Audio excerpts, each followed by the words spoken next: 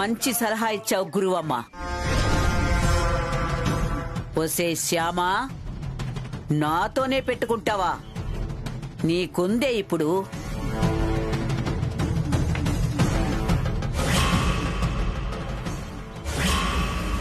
శ్యామా, శ్యామా. వస్తున్నాను గురువమ్మ. ఏంటి గురువమ్మ? పండగ భోజనం చేసి చేసి కడుపు ఉబ్బరంగా ఉంది. సోడా లాంటిదేమైనా దొరుకుతుందా ఇక్కడ? సోడా అంటే గోలీ సోడా దొరుకుతుంది, పల్లెటూరు కదా. అదొద్దులే, నిమ్మకాయ నీళ్లలో కొంచెం సోడా ఉప్పు వేసివ్వు, అది తాగుతాను, సర్దుకుంటుంది. అలాగే తెస్తానుండండి.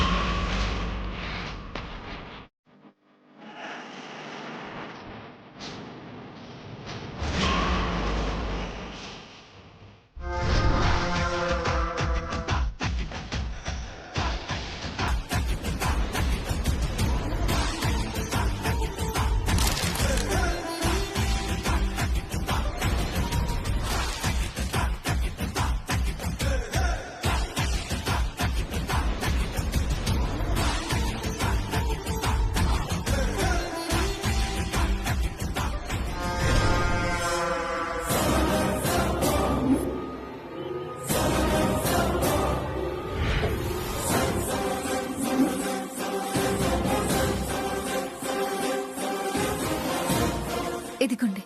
చాలా థ్యాంక్స్ అమ్మా, వెళ్ళి నీ పని చూసుకో. అలాగే.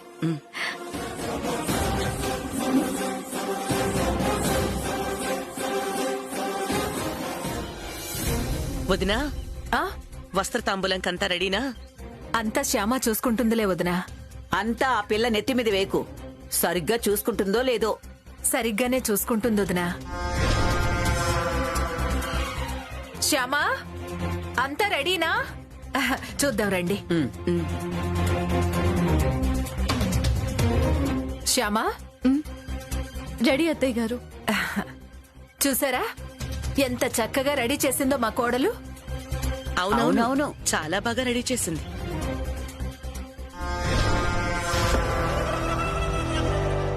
చీరల సెలక్షను నీదా నీ కోడల్దా? నేనే సెలెక్ట్ చేశాను వదిన గారు. అందుకే అంత బాగున్నాయి. నీ మనసు ఎంత పెద్దదో నువ్వు కట్టే చీరకు పెట్టే చీరకు కూడా బార్డరు అంత పెద్దగా ఉంటుంది.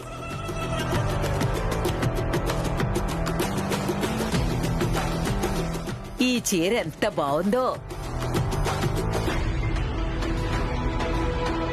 బార్డర్ బ్రహ్మాండంగా ఉంది. పళ్ళు ఎలా ఉందో చూద్దాం.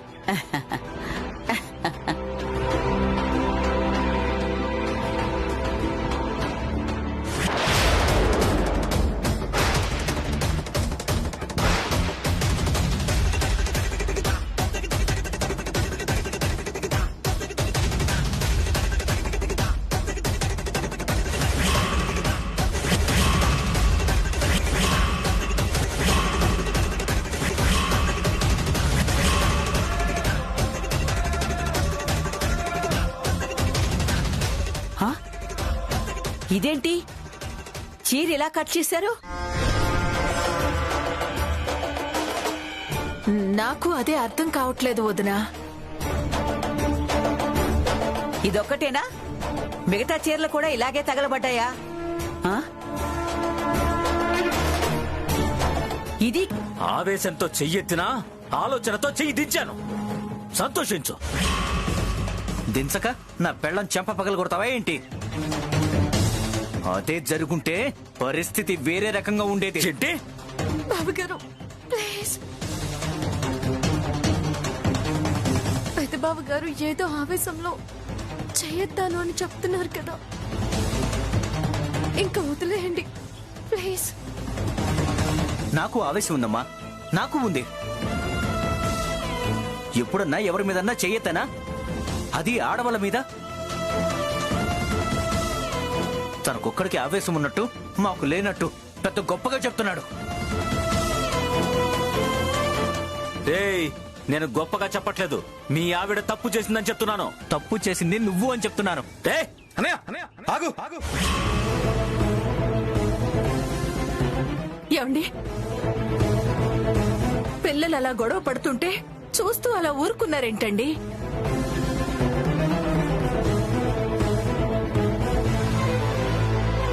వాళ్ళు పిల్లలైతే ఆపేవాణ్ణి వసంత. వాళ్ళిప్పుడు పెద్దవాళ్ళయ్యారు కదా.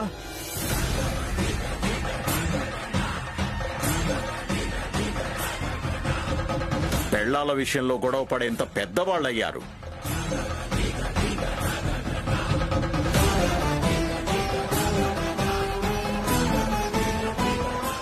ఇంకా నా మాటేం వింటారు? నేను ఆపితే మాత్రం ఎందుకు ఆగుతారు?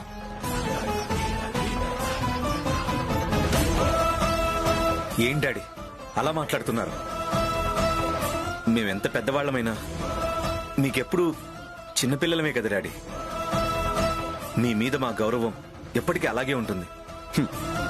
నిజంగా నా మీద గౌరవం ఉంటే నా ముందే ఇలా గొడవ పడేవాళ్ళ?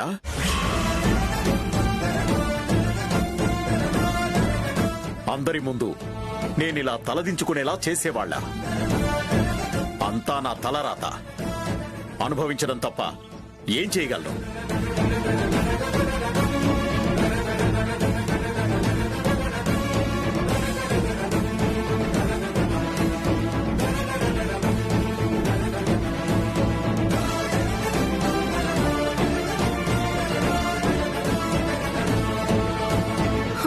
చూసారా మీ నాన్నగారు ఎంత బాధపడుతున్నారో? చూసారా?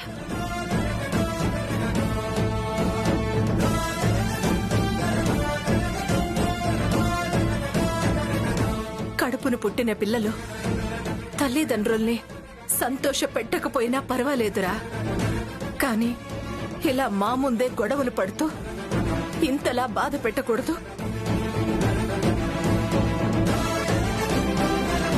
కళ్ళ ముందు కన్న బిడ్డలు ఇలా గొడవ పడుతుంటే కన్న పేగు తట్టుకోలేదురా, తట్టుకోలేదు.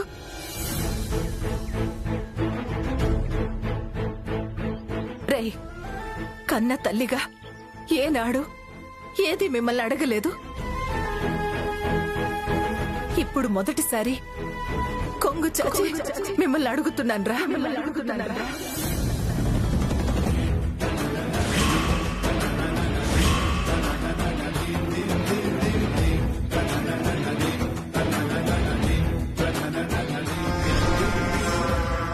దయచేసి ఈ గొడవల్ని ఇక్కడితో ఆపేసి నలుగురిలో మీ నాన్నగారి గౌరవాన్ని కాపాడండ్రా. మీకు పుణ్యం ఉంటుందిరా.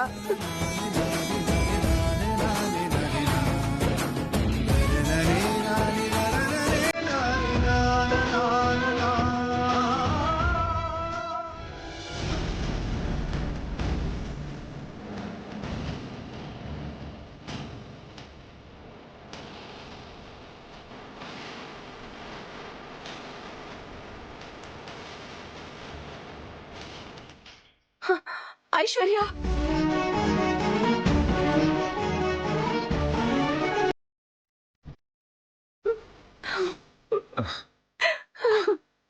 ఊరుకో మమ్మీ, ఊరుకో.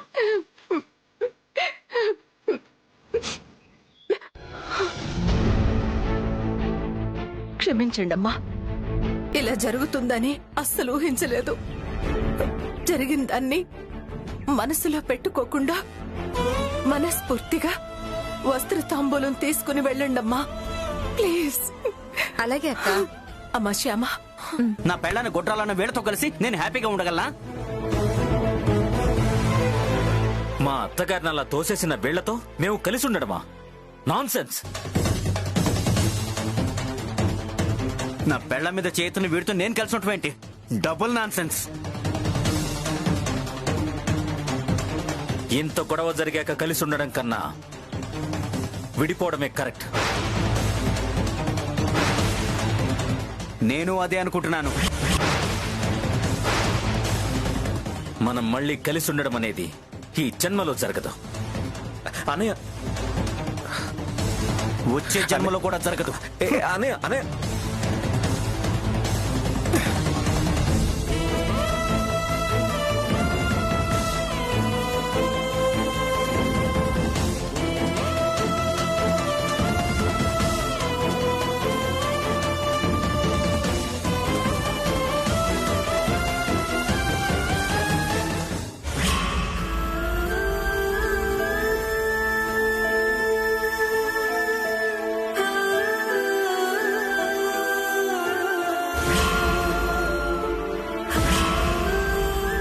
ఏంటి కన్నయ్య ఇది? ఎందుకు ఇలా చేస్తున్నావు? బలరాముడు నువ్వు ఎంత అన్యోన్యంగా ఉండేవాళ్ళు. వీళ్ళు కూడా అలాంటి అన్నదమ్ములే కదా. మరి వీళ్ళ మధ్య ఎందుకు ఎలాంటి గొడవలు పెడుతున్నావు? నువ్వు మీ అన్నయ్య ఇలాగే గొడవ పడితే మీ అమ్మ నాన్న ఎంత తల్లడిల్లిపోతారు. ఇప్పుడు మా అత్తయ్య మామయ్య గారు కూడా అలాగే తల్లడిల్లిపోతున్నారు. రేపు నా పాటకు సంబంధించిన నిజం అఖిల్ బాబుకి చెప్దామని నేను మామయ్య గారు అనుకున్నాము. కానీ ఇంతలోనే ఇలా అనుకోకుండా గొడవ జరిగింది.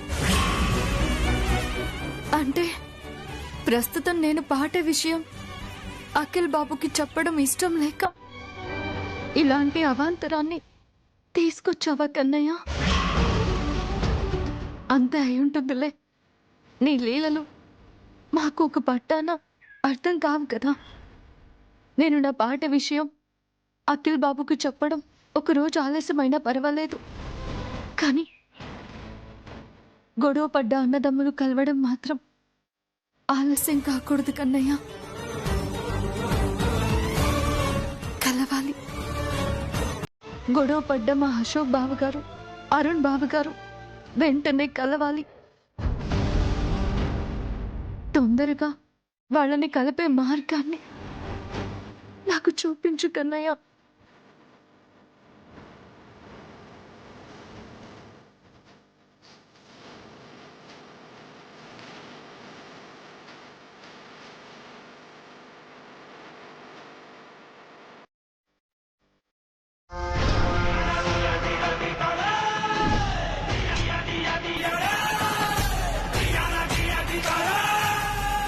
ఇక దీని బతుకింతే అక్కయ్య గారు.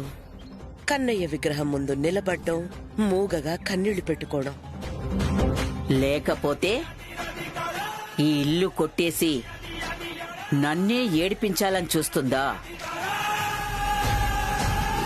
నాతో పెట్టుకుంటే ఇంతే, జీవితాంతం ఏడిపించేస్తాను.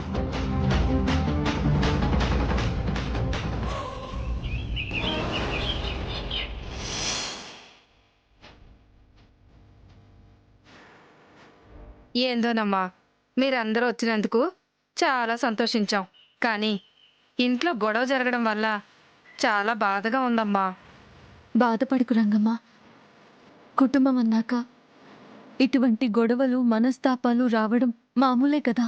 అందరూ కలిసి ఇప్పుడు టిఫిన్ చేస్తుంటే వాళ్ళ మనసులు కలిసి మనస్పర్ధలు దూరం అవుతాయి. చూస్తూ ఉండు. సన్నీ, ఇలా రామ్మా. ఏంటి పిన్ని? వేడివేడిగా టిఫిన్ రెడీ అయింది, వెళ్ళి అందరినీ పిలుచుకురాపో. అలాగే పిన్ని.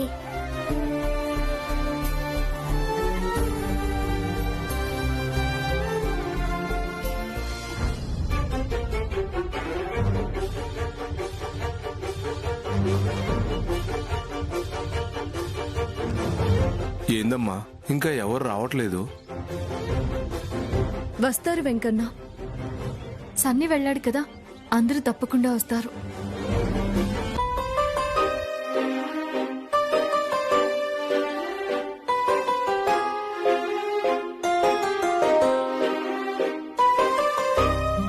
బావగారు,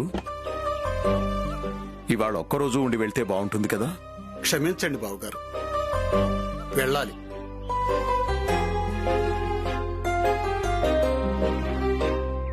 అంటే కనుమ రోజు కాకి కూడా కదలదంటారు కదా, అలాంటిది మీరు బయలుదేరడం. మీ రెండో కోళ్ల దృష్టిలో మేం కనీసం కాకులం కూడా కాదు కదా బావగారు, గొడ్లతో సమానం.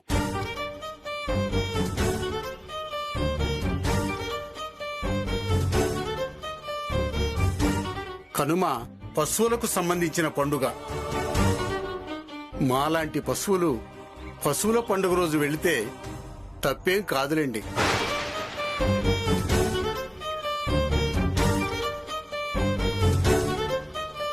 అన్నయ్య గారు, పిల్లలేదో ఆవేశంలో మాట అనుకున్నారు. దాని గురించి మీరు పట్టించుకోవద్దు అన్నయ్య గారు.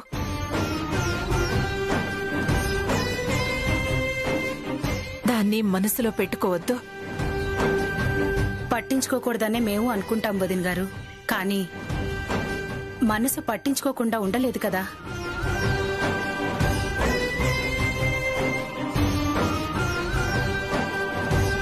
మనసుకైన గాయం మానడానికి కొద్దిగా టైం పడుతుంది. నిజమేనమ్మా, కొంచెం టైం పడుతుంది. ఐశ్వర్య అన్న మాట విన్న మాకే అంత బాధ కలిగితే ఆ మాట పడ్డ మీకు ఎంత బాధ కలిగి ఉంటుందో మేము అర్థం చేసుకోగలం. ఏది ఏమైనా మా కోడలన్న దానికి తన తరఫున నేను క్షమాపణలు చెప్తున్నానమ్మా. దయచేసి మమ్మల్ని క్షమించండి బావగారు.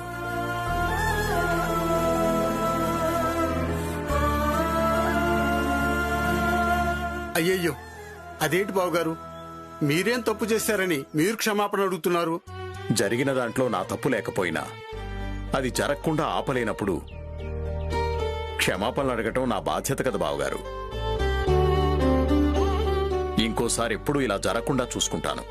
మంచిది బావగారు, వస్తాను.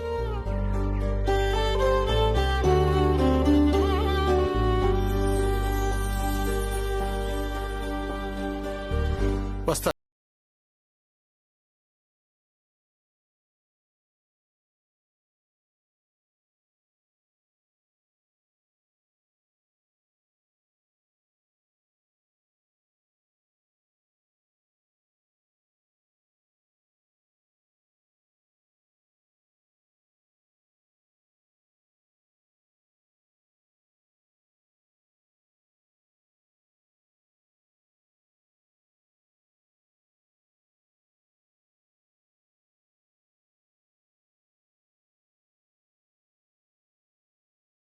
క్షమ.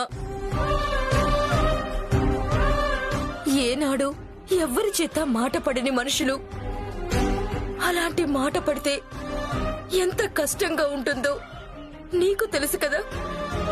తెలుసక్క, అలా మాట పడితే మనసుకి ఎంత కష్టంగా ఉంటుందో నాకు తెలుసు.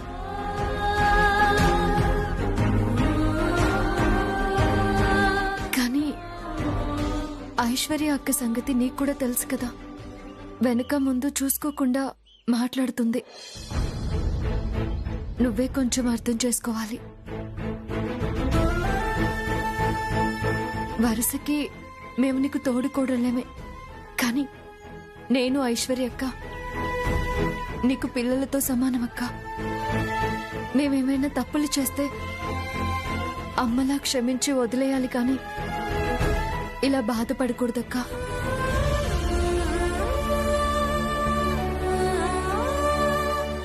జరిగిన గొడవని మర్చిపోక్క, ప్లీజ్. ప్రయత్నం చేస్తాను క్షమ, మర్చిపోవడానికి ప్రయత్నం చేస్తాను.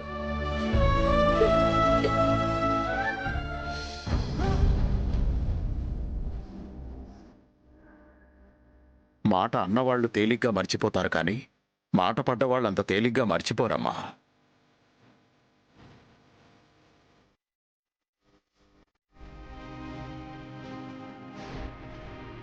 కాలు జారితే పడతాం, కానీ మాట జారితే ఇలా అందరం బాధపడతాం. అందుకే అంటారు, కాలు జారితే తీసుకోగలం కానీ మాట జారితే తీసుకోలేము అని.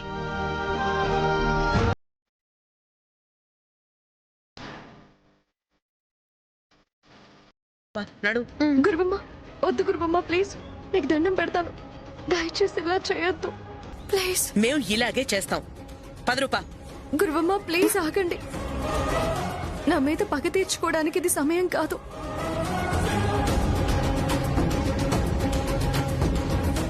ఇప్పుడు నేను పాట పాడడం అనేది చాలా ముఖ్యం. పాట పాడకపోతే నేను అనుకున్నది జరగదు.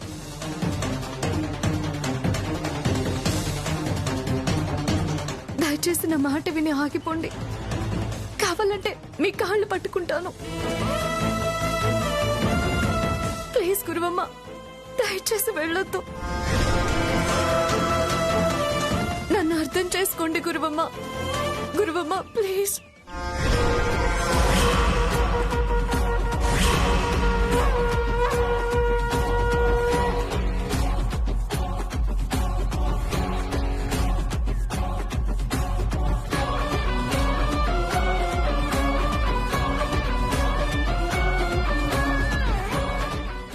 సరే,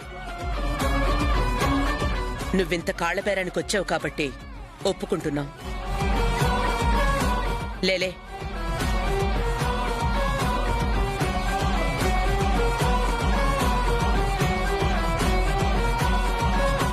కాకపోతే ఒక కండిషన్. కండిషనా? అవును. ఏంట కండిషన్? ఒక్క నిమిషం.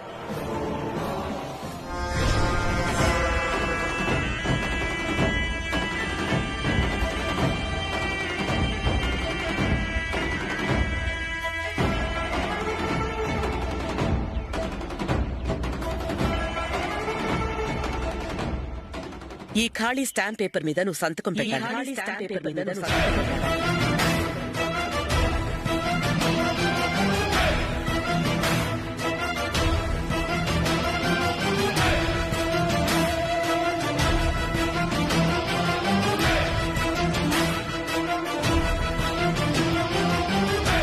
నువ్వలా సంతకం పెడితేనే మేం ఊరు వెళ్లకుండా ఉంటాం. నువ్వు చెప్పినట్టు మేం చేస్తాం, లేకపోతే వెంటనే వెళ్ళిపోతాం.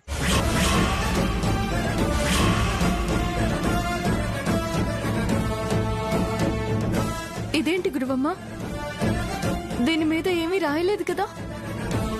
దీని మీద ఎలా సంతకం పెడతాను? దాని మీద ఏం రాయాలో నాకు తెలుసు, నేను తర్వాత రాసుకుంటాను.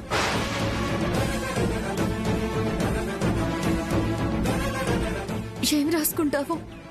రేపెప్పుడైనా నువ్వు రూపారాణికి గోస్ట్ సింగర్ అని బయటపడిందనుకో, అలా గోస్ట్ సింగర్ గా అలా పాడటం అనేది నీ ఇష్ట ప్రకారమే జరిగింది తప్ప మేము నిన్నేమీ బలవంతం చెయ్యలేదని దీని మీద టైప్ చేయిస్తాను.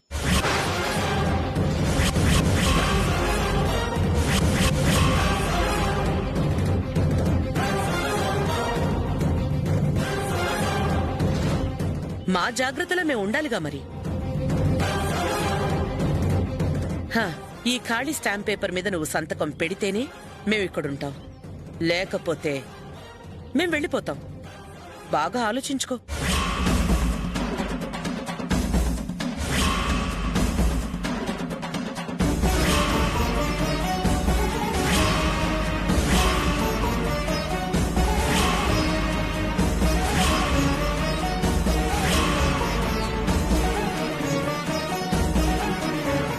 అలాగే గురువమ్మ, సంతకం పెడతాను.